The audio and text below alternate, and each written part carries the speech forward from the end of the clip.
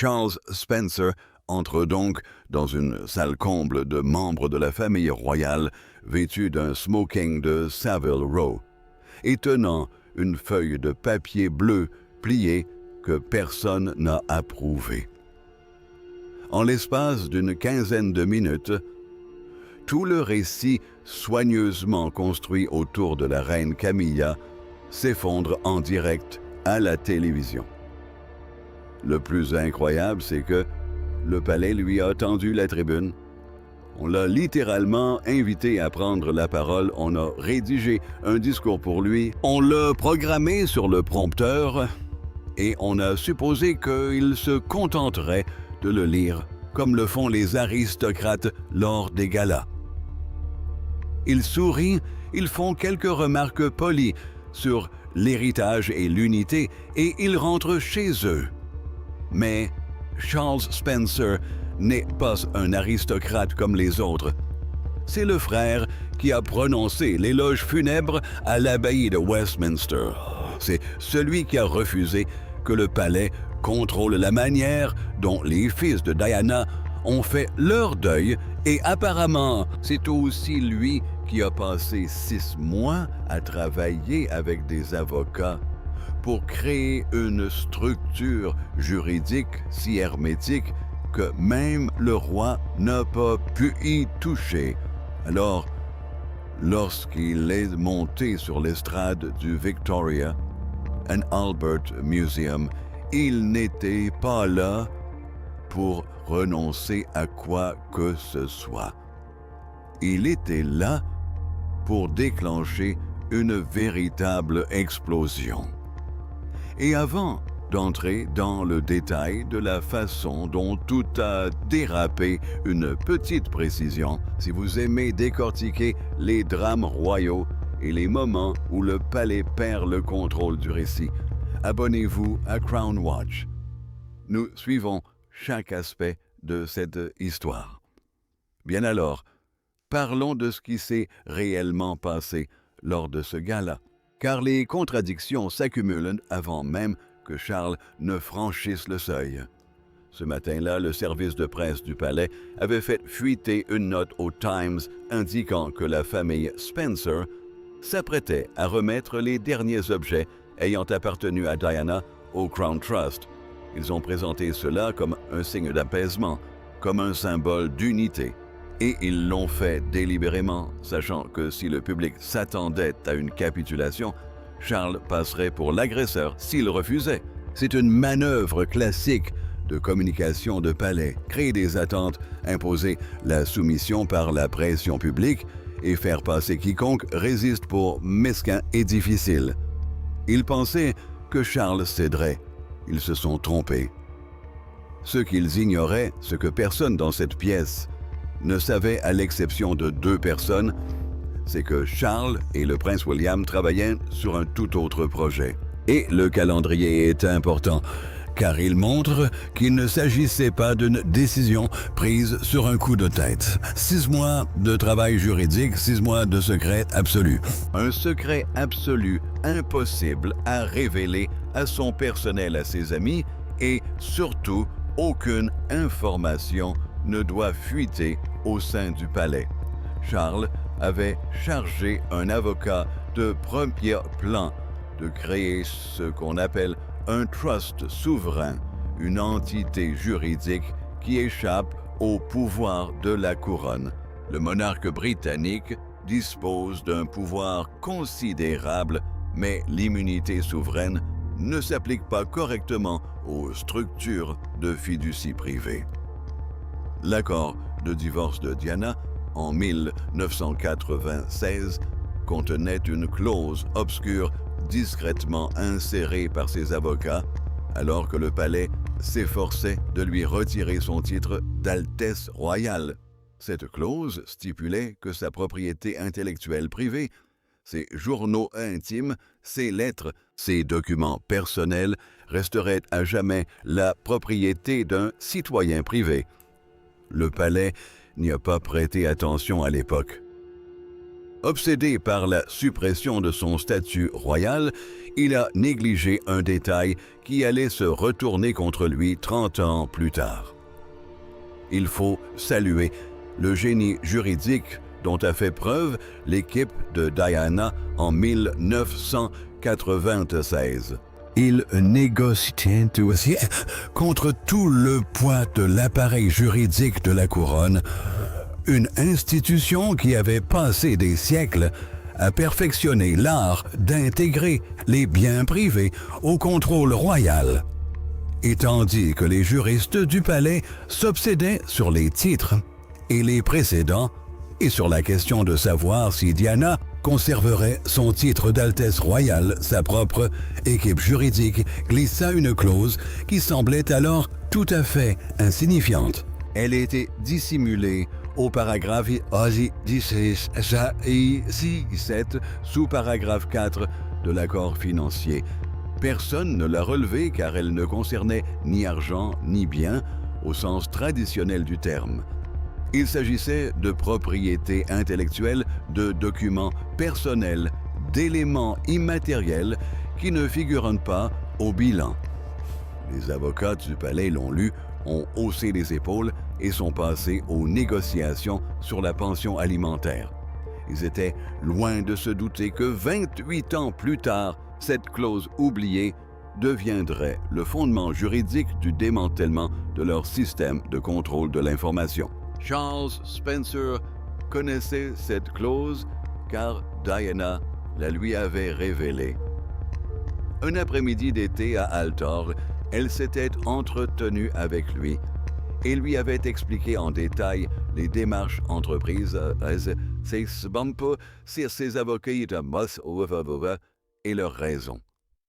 Elle avait ajouté que le palais tenterait de réécrire son histoire après sa mort. Elle a dit qu'ils attendraient que le temps fasse son œuvre, que la douleur publique se mue en nostalgie avant de s'installer et de tout revendiquer. Elle a fait promettre à Charles de ne jamais laisser cela se produire. Et Charles Spencer est un homme de parole. Nous voici donc au gala.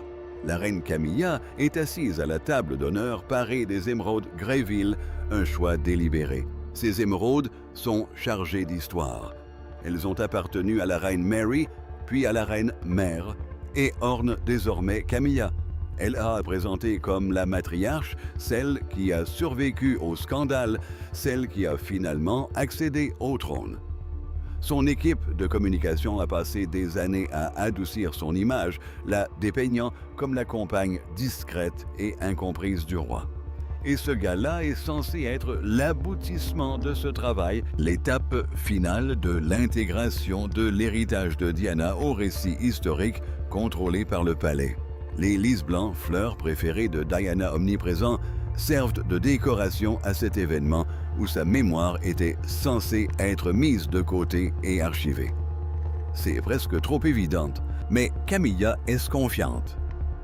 Elle est assise là avec l'ambassadeur de France et ils discutent de choses et d'autres, comme la réconciliation et l'unité. Elle balaie d'un revers de main les inquiétudes de son écuyer quant à l'arrivée de Charles.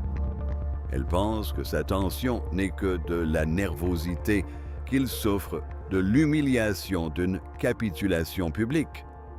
Elle est au loin de se douter de ce qui va se produire. L'atmosphère dans la pièce avant l'entrée de Charles était presque festive. Le palais avait orchestré chaque détail. L'éclairage était chaleureux et flatteur. Le champagne était un crux millésimé. Le plan de table avait été agencé de manière à projeter une image d'harmonie et de continuité avec Camilla au centre entourée de courtisans fidèles et de membres de l'aristocratie triés sur le volet dont on pouvait compter pour applaudir au moment opportun. Les caméras étaient positionnées pour la mettre en valeur. Les prompteurs étaient chargés et testés. C'était une mise en scène conçue pour diffuser un message unique. Au monde entier, le drame du passé est terminé. La couronne a triomphé et nous formons désormais une seule et même famille heureuse. Mais les mises en scène reposent sur le respect du scénario par tous. Or, Charles Spencer avait apporté le sien, un scénario secrètement rédigé et juridiquement consolidé pendant 6 mois de réunions nocturnes, d'appels téléphoniques cryptés et de documents signés dans des cabinets d'avocats loin des regards indiscrets de la famille royale. Le palais avait passé 6 mois à préparer le couronnement de leur récit. Charles et William, quant à eux, avaient passé ces mêmes 6 mois à préparer une insurrection. Pendant ce temps, le prince William, assis 2 tables plus loin, vêtu de sa tenue de soirée pour la garde d'honneur, affiche un calme absolu. Et c'est là que cela devient vraiment intéressant, car l'immobilité de William n'était pas du stoïcisme, mais de la concentration. Il avait un téléphone portable noir crypté dans sa poche, ce qui constitue une grave violation des règles de sécurité lors d'un événement royal. Les agents de la protection royale sont extrêmement vigilants quant aux appareils non autorisés, mais William est le prince de Galles. Il dispose de codes d'accès d'urgence pour le réseau de diffusion royale, un dispositif de sécurité conçu pour les crises nationales.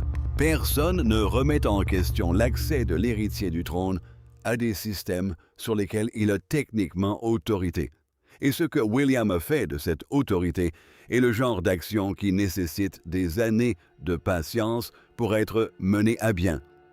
Il n'a pas simplement brouillé un prompteur, il a pris le contrôle de l'intégralité de la diffusion.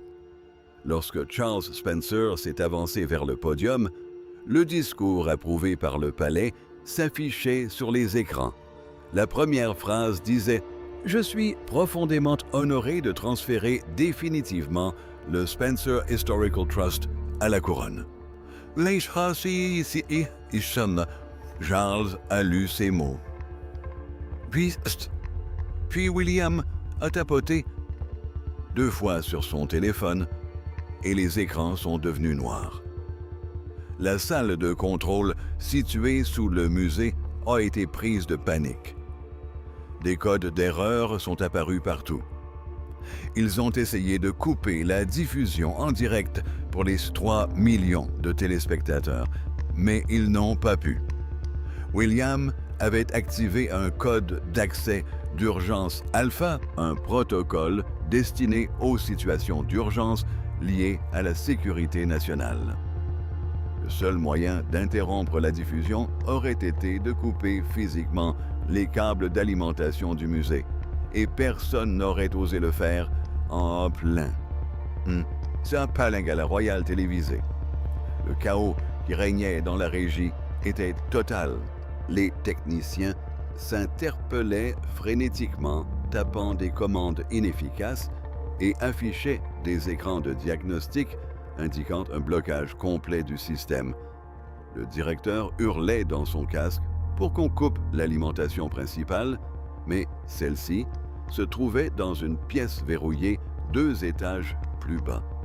Et le protocole de déverrouillage avait modifié les codes d'accès. Les ingénieurs de diffusion qui avaient passé des semaines à préparer cet événement, qui avait effectué d'innombrables répétitions et vérifié toutes les éventualités, se retrouvèrent soudain privés d'accès à leur propre matériel.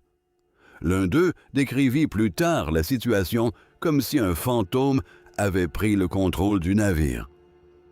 Pendant qu'il paniquait, Charles Spencer dépliait sa feuille bleue et se préparait à prendre la parole. Les 3 millions de téléspectateurs ignoraient tout du coup de maîtres technologiques auxquels ils assistaient en direct. Ils venaient de voir un homme s'avancer vers un podium sans prompteur ni note. À l'exception d'un simple document plié, et ils pressentaient qu'un événement imprévu par le palais allait se produire. Charles se tenait donc au podium, sans prompteur, sans discours préparé, devant une salle remplie de 500 aristocrates et dignitaires attendant ses paroles. Et il ne panique pas, Il n'hésite pas. Il glisse la main dans sa veste de smoking et en sort ce papier bleu pâle orné du sceau de la haute cour de la chancellerie. Il faut comprendre ce que représente ce sceau. La haute cour de la chancellerie traite des fiducies, des successions et des créances en équité. Ce n'est pas un tribunal pénal, mais la juridiction compétente en matière de biens et d'héritage. Un document portant ce sceau signifie qu'une opération a été légalement structurée et approuvée au plus haut niveau. Lorsque Camilla a aperçu ce sceau, elle a su son visage a pâli avant même que Charles ne commence à lire, car elle a reconnu ce dont il s'agissait. Ce document avait déjà été validé par les tribunaux. C'était fait. Il n'y avait plus rien à faire. Charles prit la parole et son ton n'était pas colérique, il était pire encore. Il était calme, mélancolique, presque nostalgique. Il a parlé de la façon dont l'histoire est écrite, par ceux qui ont survécu, de la façon dont le chagrin s'apaise et s'estompe avec le temps, du fait que Diana n'avait pas mené une vie facile et qu'elle ne voulait pas que sa vérité soit déformée par l'institution qui avait tenté de la réduire au bise. Or, au silence, il a parlé de sa sœur, non pas comme d'une princesse ou d'une personnalité publique, mais comme d'une femme qui confiait ses pensées à des journaux intimes, tard dans la nuit, qui consignaient ses peines, ses joies et ses craintes de sa propre main et qui méritait que sa voix soit préservée telle qu'elle l'avait laissée. Il a parlé des promesses qu'il lui avait faites, des promesses qu'il avait pesées pendant près de 30 ans, des promesses qu'il était enfin en mesure de tenir. Puis, il a lu la déclaration, l'intégralité des archives personnelles de Diana. Ses journaux intimes, sa correspondance privée, tout était transféré à une nouvelle fondation.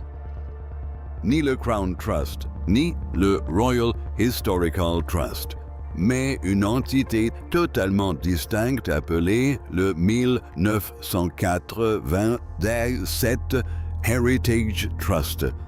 Les exécuteurs testamentaires de ce trust n'étaient pas des courtisans, mais ses deux fils, William et Harry, qui avaient autorisé la publication immédiate et intégrale de ces derniers journaux. La salle fut ravagée. Camilla eut un sursaut renversant son verre d'eau glacée qui se répandit sur la nappe de damas blanc comme une tache. Personne ne bougea pour l'aider. Aucun écuyer ne se précipita avec une serviette. L'assemblée aristocratique habituée dès sa naissance à une étiquette rigide abandonna toute bienséance. Les tucs se levèrent de leurs chaises. Mais les duchesses laissèrent échapper des exclamations de surprise. Les journalistes se pressèrent ce titre. Mais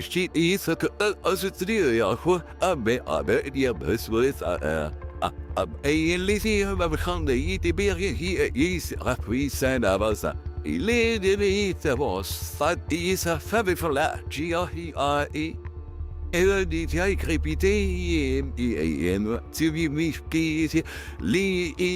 les questions furent d'un coin sa coïté et malgré tout ce tumulte, William resta parfaitement immobile, reculant lentement sa chaise et se dirigeant vers la table de Camilla. Ses gardes du corps lui criaient de s'arrêter. Arthur l'écuyer tenta de l'intercepter. William prononça 3 mots. Ça,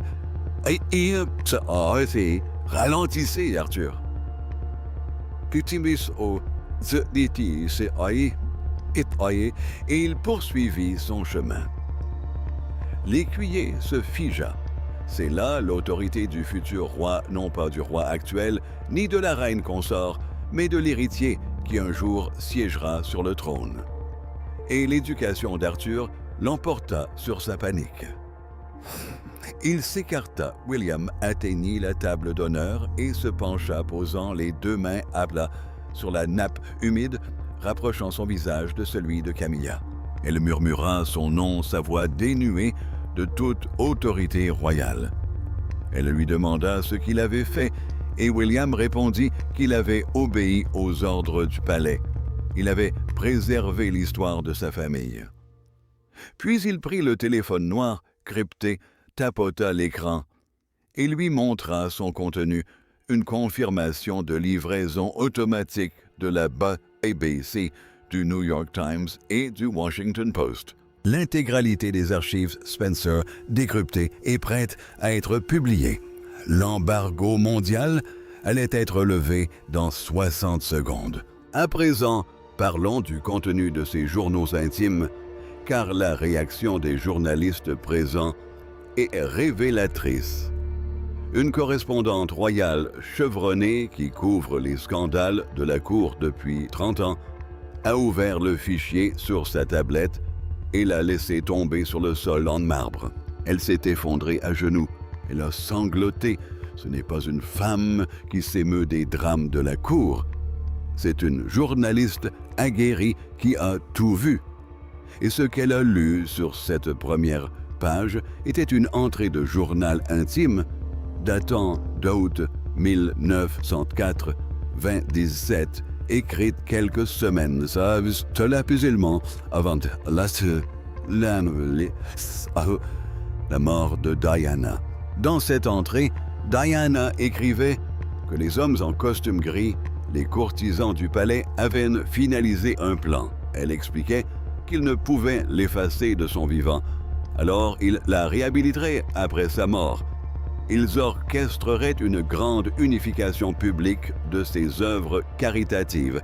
Ils forceraient sa famille à céder son histoire au Fonds royal et Camilla porterait les émeraudes de la couronne, souriant aux caméras utilisant l'héritage volé de Diana pour se laver les mains du sang qu'elle avait versé. Diana avait écrit cela en 1904-27. Elle avait prédit le scénario exact qui se déroulait dans cette salle. Le gala, le fond, les émeraudes, les caméras, toutes. Et Camilla était assise là, portant ses émeraudes, tandis qu'un journaliste lisait à haute voix les mots de Diana devant une salle comble de 500 personnes et 3 millions de téléspectateurs. L'illusion que le palais avait construite à grands frais, l'image de Camilla comme la consorte discrète et digne qui avait gagné sa place par sa patience et son dévouement, venait de s'évaporer. Diana l'avait prédit des décennies à l'avance avec des détails précis et maintenant le monde entier le lisait. Mais le pire était à venir pour le palais, car pendant ce temps-là, la ligne d'urgence sécurisée de la table d'honneur se mit à sonner. C'était le téléphone rouge réservé aux communications directes du souverain. Le roi Charles III suivait une retransmission en direct du palais de Buckingham et appelait dans la salle. Arthur l'écuyer tendit la main tremblante vers le téléphone, mais William fut plus rapide. Il s'empara du combiné, retourna à l'estrade et plaqua l'écouteur contre le microphone allumé afin que toute la salle et l'ensemble des téléspectateurs puissent entendre les paroles de son père. La voix du roi dépouillée de son ton officiel habituel résonna dans les haut-parleurs rauques et paniqués. Il a ordonné à William de couper immédiatement le feu avant de tout détruire. Et c'est à ce moment précis que 30 années de chagrin et de rage refoulée ont explosé. William se tenait à la tribune sur la même estrade où son oncle venait de déclencher la première bombe et il s'adressa directement à son père en direct à la télévision. Il lui rappela Balmoral en 1904-27, ce matin glacial où un garçon de 15 ans avait reçu l'ordre de boutonner son costume sombre, d'avaler ses larmes et de marcher derrière le cercueil de sa mère pour le bien de la couronne. Il lui rappela 3 décennies passées en silence aux côtés de celle qui avait brisé le cœur de sa mère à être le bouclier dévoué, le bon héritier, obéissant, protégeant une institution qui avait tout exigé de lui sans rien lui rendre.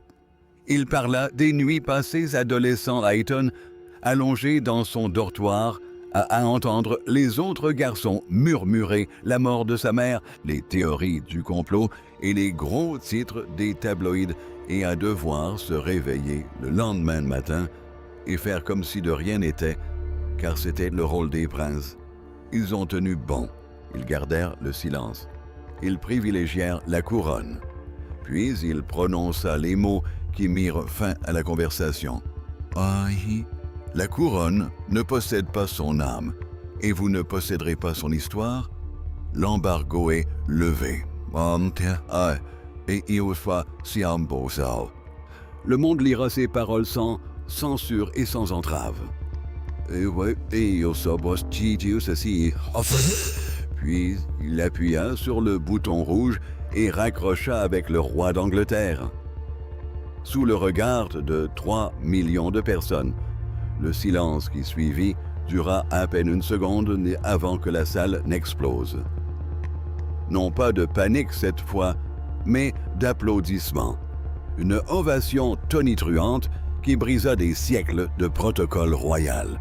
Ducs, ambassadeurs, employés d'associations caritatives et journalistes, tous ceux qui étaient censés garder leur sang-froid se levèrent et applaudirent.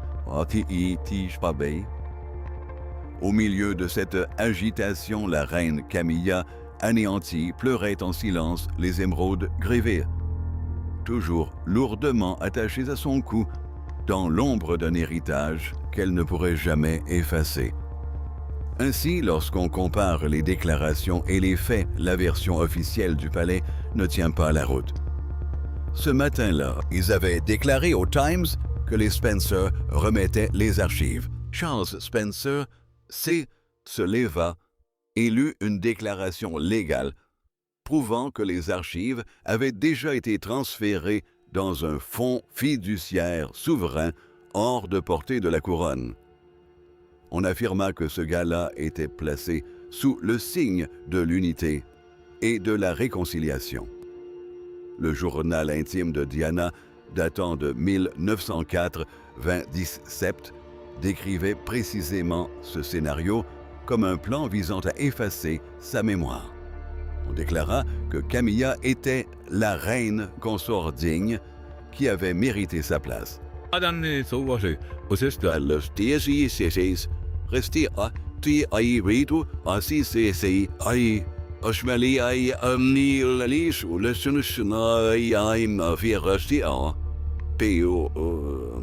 On va renverser et le visage exsangue, tandis que son beau-fils démolissait publiquement l'autorité de son mari en direct à la télévision. Voilà une histoire qu'on ne peut pas réécrire. Il ne s'agit pas d'une crise de relations publiques qui puisse être gérée par une déclaration soigneusement formulée. Le palais ne peut plus revenir en arrière car les documents sont déjà publiés. L'embargo étant levé, le monde a accès aux écrits de Diana et le fonds fiduciaire est juridiquement souverain. Cela signifie que personne, ni le roi, ni les avocats du palais, ni le gouvernement, ne peut sceller ces archives ni en restreindre l'accès. Charles Spencer et le prince William n'ont pas seulement remporté une bataille de relations publiques, ils ont changé la donne juridique de façon irrévocable. Le palais a passé 30 ans à tenter de contrôler l'héritage de Ginevra et en une seule soirée sur sa propre scène, lors de son propre gala sous l'œil des caméras, il l'a perdu à jamais. Le fantôme qu'il avait essayé d'enfermer et de reléguer aux oubliettes a tout simplement ravagé les archives. Greater than